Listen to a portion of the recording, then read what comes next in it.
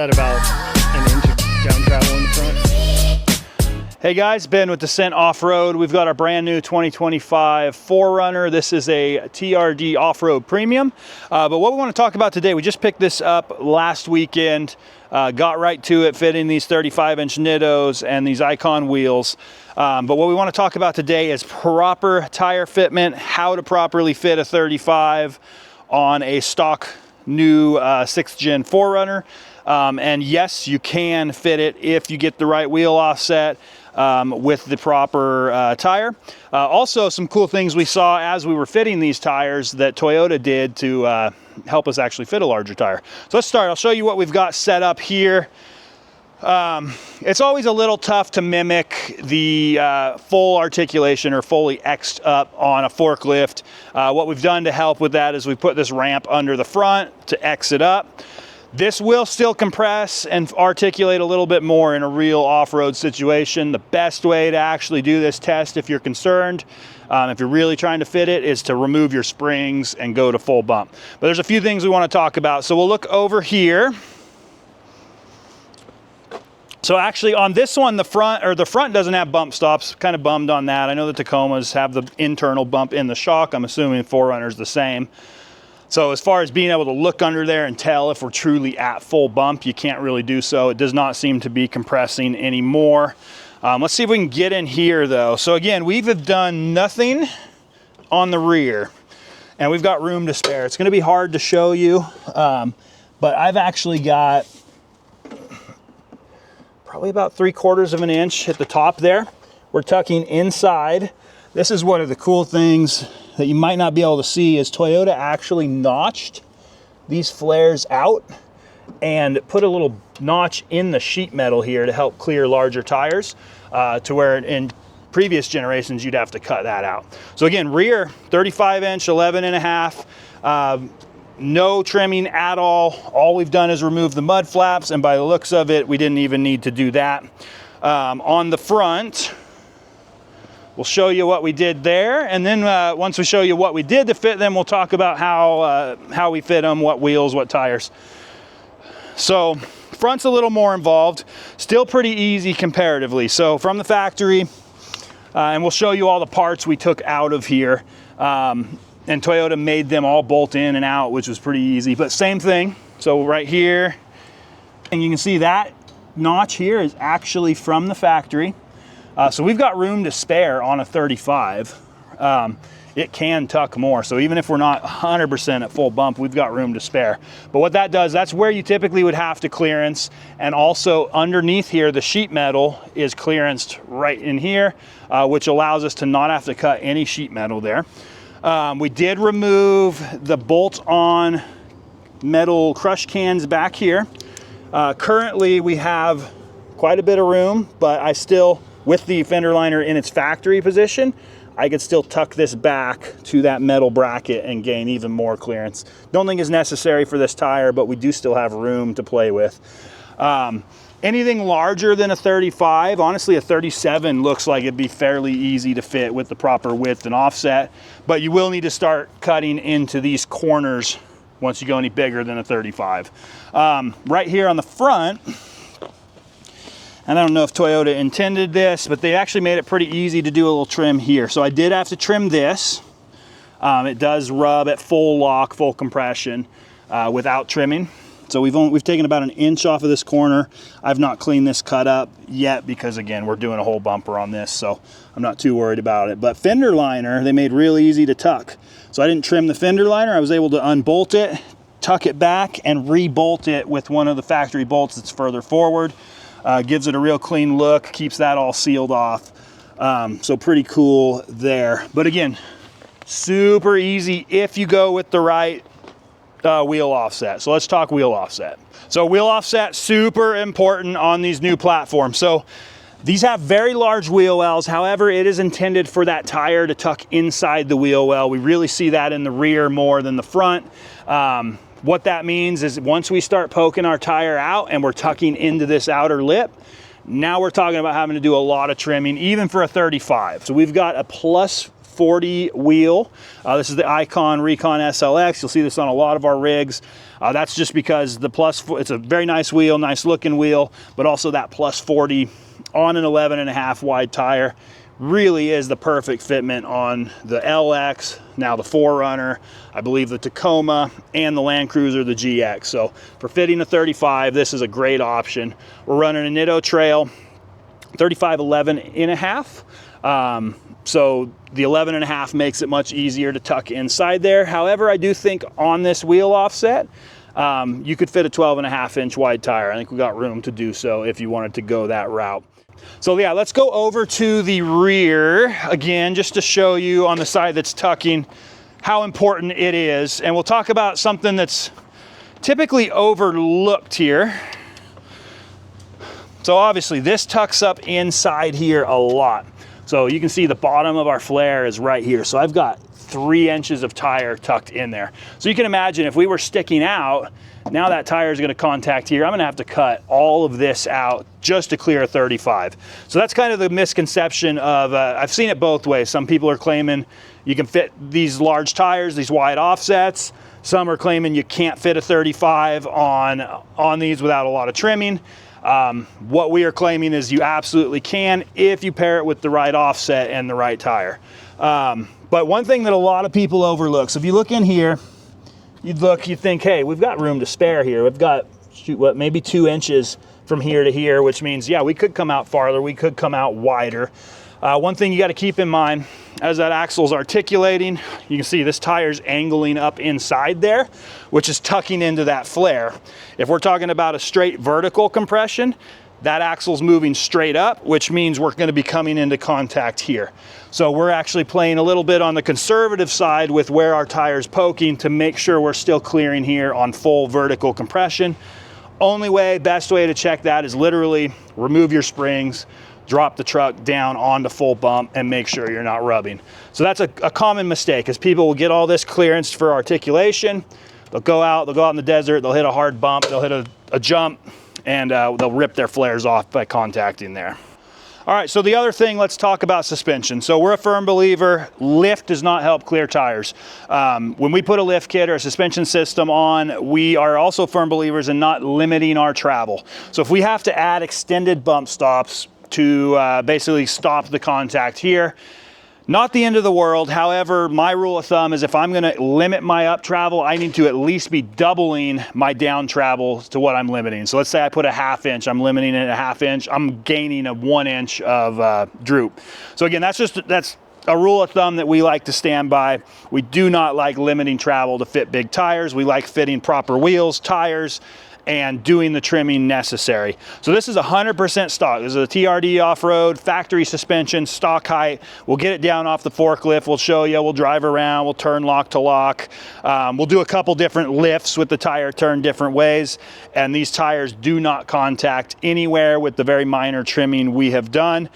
We will be lifting this, but we are not lifting it to fit our tires. We're lifting it for performance gains, travel, obviously aesthetics, and clearance. So that is not going to help us with fitting the tires. So again, if you can't fit the tires stock, full articulation, in my opinion, you're not actually fitting the tires.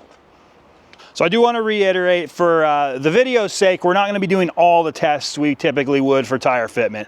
Also on this platform, we've already fit 35s. We've already fit this exact setup on the 250, the GX, with no issues.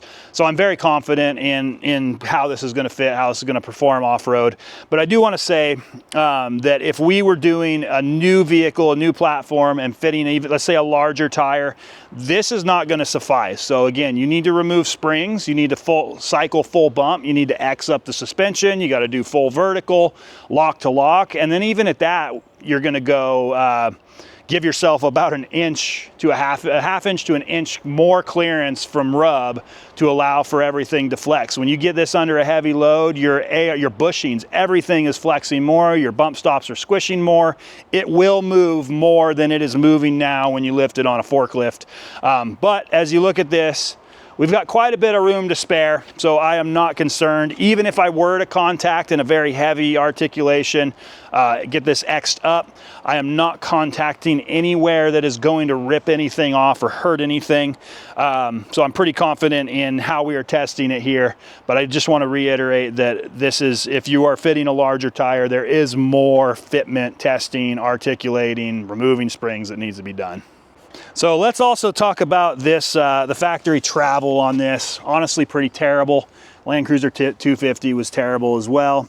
They did some different things on these with the CVs. I have not tore into the 4Runner yet to see which one it has, but for the Land Cruiser 250, the reason they limited it so much was because the CVs they put in there couldn't handle the angle. Hoping that's not the case with this, but if it is, I should be able to upgrade to the Tacoma axles. We will be throwing all Icon stuff on this to get that travel. But man, I want to say we've probably got 6 inches of travel max, and that's compression and extension right now on the front. We're off the ground, like that's floating, which again is pretty terrible. This is honestly where it's probably going to sit after we lift it. So if you maintain factory droop, you're gonna have it maxed out. So not too impressed with that. Rear travel seems to be decent, tucks up in there nicely. But yeah, let's go. We'll lift this thing up in some different ways on the forklift, show you how that stuff cycles. We'll do some turns and stuff in the parking lot and close with that. All right, so we're gonna do a couple more articulation tests. I had the ramp on that side, so we're Xing it up. I'm gonna just lift this corner. But when we do that, we're gonna do some real crude measurements to see what kind of articulation we are getting from the factory. To do this, I put some tape on the corners. You can measure from the center of your hub up to the fender. You can make a line on here, whatever. So that's what I'm gonna do. So I'm gonna mark our, and again, this is pretty crude. I'm just kind of guessing. This should be within about an 1/8 inch. So I'm gonna say I'm 22 inches there at ride height. And again, this is fully stock suspension. Actually doesn't look bad, looks pretty proportional on the 35s.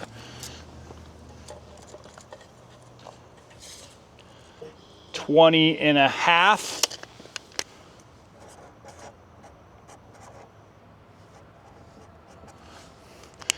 And then I'll do that on the other side. 22. I think that's what we had on the other side, which, so it's sitting pretty level for at least. And 20 1/4 here.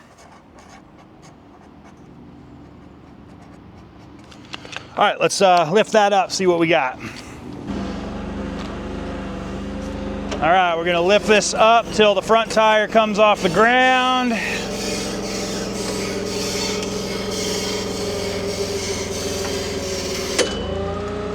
Okay, so we're about 1 inch, 2 inches off the ground there. Now we will check our numbers.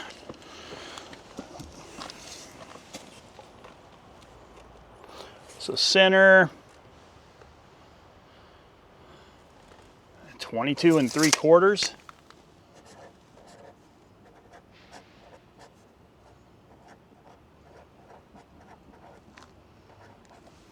$22 3/4 drooped.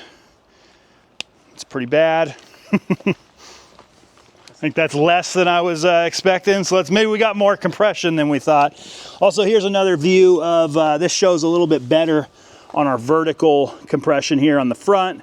We are just tucking inside that fender. So obviously any wider, we would actually be making contact here. All right, let's see what we got on compression. 17.5. Tucked. Let's check the rear. The rear actually is not bad. So the rear's kind of making up for the front. Again, I'm not totally sure why on my Land Cruiser 250 with stock lowers, Icon uppers, and extended travel, we're pushing almost 12. So more than double the factory travel on my Land Cruiser than this 4Runner. This is a little tougher with that angled out because how arched it is. So I'm gonna Try and hold that steady and then pivot around that tire. 30 1/4.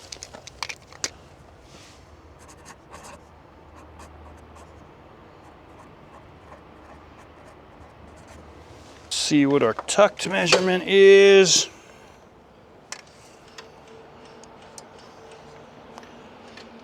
16.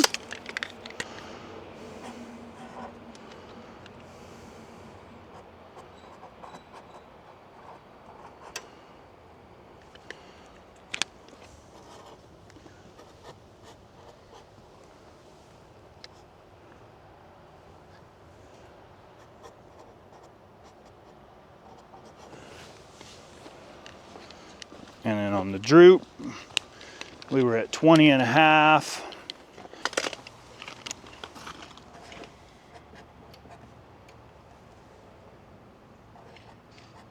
Were we over here? So they're pretty much right in the middle. Okay, so I am no math genius. I think I did all this right. It's pretty simple math, but it's not looking, rear actually looks pretty good. Front is not looking good at all. So we've got 5 inches of total. So basically we've got 2 3/4 of tuck on this side at full bump. Again, full bump is hard to determine because it's inside the shock. I don't feel it's compressing anymore. You might have a little bit more of that. On the droop side, that's where, so that number is what we would expect. This side is really, really bad. So we only droop down 2 1/4 inches. So again, totally stock suspension, no lift, no spacers, no collars, nothing on this. So that is something to keep in mind, at least on this TRD off-road suspension. If you decide to lift this with some sort of a spacer or a collar, not necessarily a bad option. However, we've only got 2 1/4 inches of droop to play with. So keep that in mind. If you lift this 2 inches in the front on your factory shocks, you will have no down travel left. You'll have a 1/4 inch. So obviously, in my opinion, if you want to lift these, longer travel, some suspension upgrades are absolutely necessary. If you went with an inch lift in the front to level it out, you could probably get away with that. But again, now we're only going to have 1 1/4 inches of droop, so not great. Rear, actually pretty good. Really, the rear's doing most of the work here. We've got 6 inches of tuck at its current state. So we are on bump stops. However, those bump stops will compress a little more. So these numbers will actually go up slightly. And in the rear, on the droop, we have got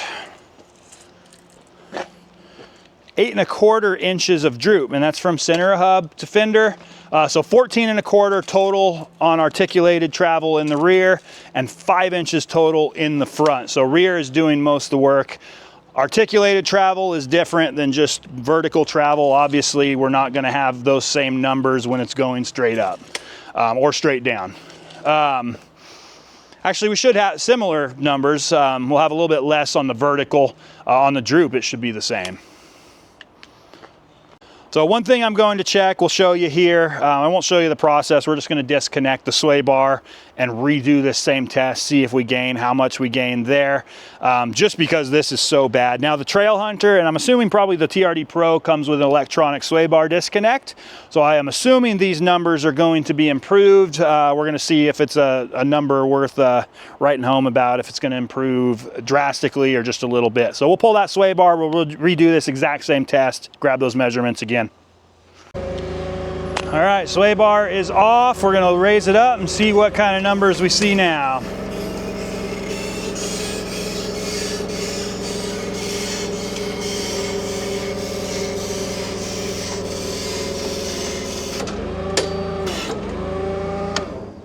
Definitely better.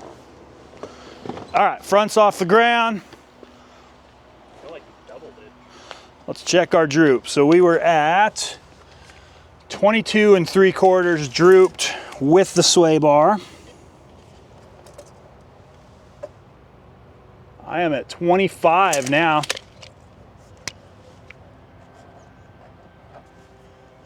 So yeah, additional almost, what, 2 inches or a little over 2 inches. Let's check our tuck.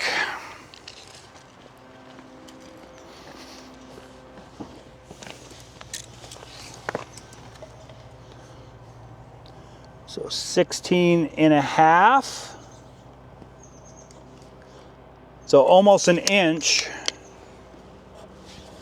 or actually right at an inch more compression.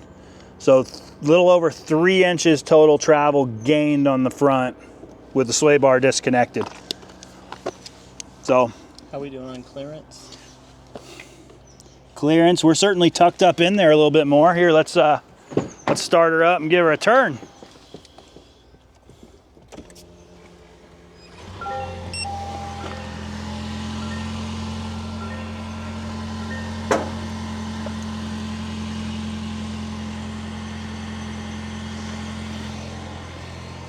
Again, the bummer is I don't know where full bump is, but we are actually right in there. Ever so slightly. We're not touching, but we are very, very close.